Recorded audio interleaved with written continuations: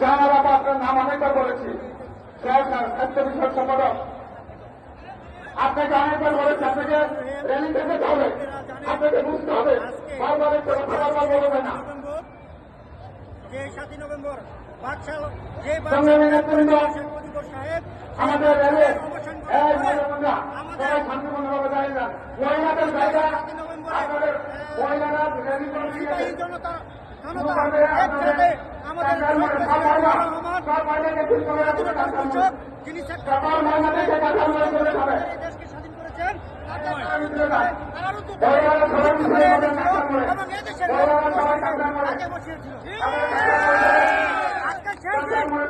উদযাপন করতে যাচ্ছে।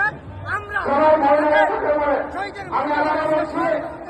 র্যালির মাধ্যমে সর্বপ্রথমে কাকরাইলের সাথে মহিলা দলের পরের সাথে জাতীয় দলের মুক্তিযোদ্ধার মুক্তিযোদ্ধার পরের সাথে জাতীয় দলের ছাত্র দল ছাত্র দলের পরের সাথে ঢাকা জেলা, মানিকগঞ্জ জেলা, মুন্সিগঞ্জ জেলা, গাজীপুর জেলা।